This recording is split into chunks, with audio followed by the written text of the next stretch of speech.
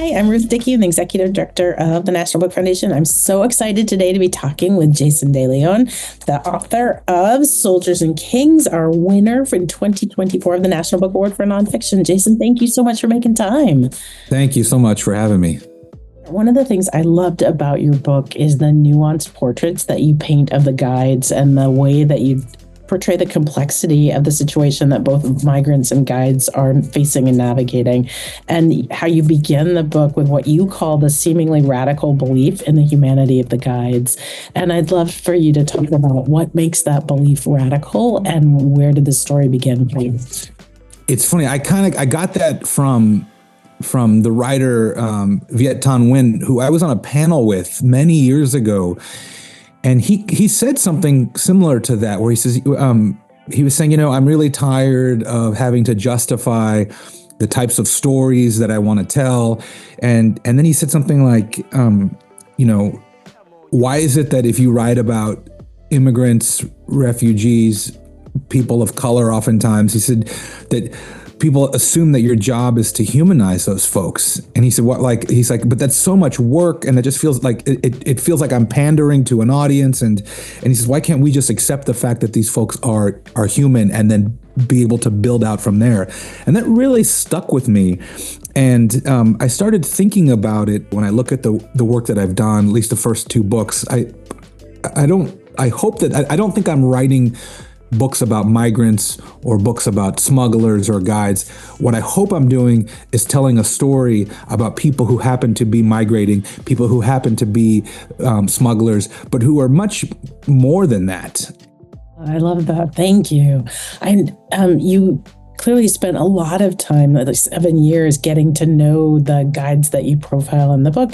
And eventually, of course, you had to leave. And I'm curious what kind of boundaries you set up as you were getting to know these people who you have deep feeling for. From my own perspective, I was like, wow, you spend so much time with these folks, you become really invested in their lives. They get to know you really well. At least for me, like I have part of my process is really connecting with folks. And part of that connecting is sharing a lot of myself with them because I'm taking so much from them. And so it's really this sort of give and take. I think everybody goes through that, whether you're a journalist, a sociologist, an anthropologist.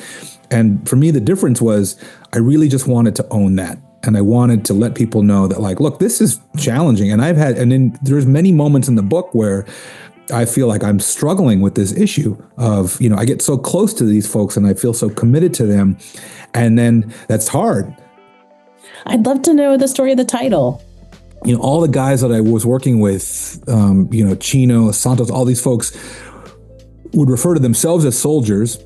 And the kind of higher ups would say, they would call them, those are my soldiers. They do my dirty work. They're the kind of grunts on the ground. And so everybody's kind of referring to themselves as a soldier, a soldado.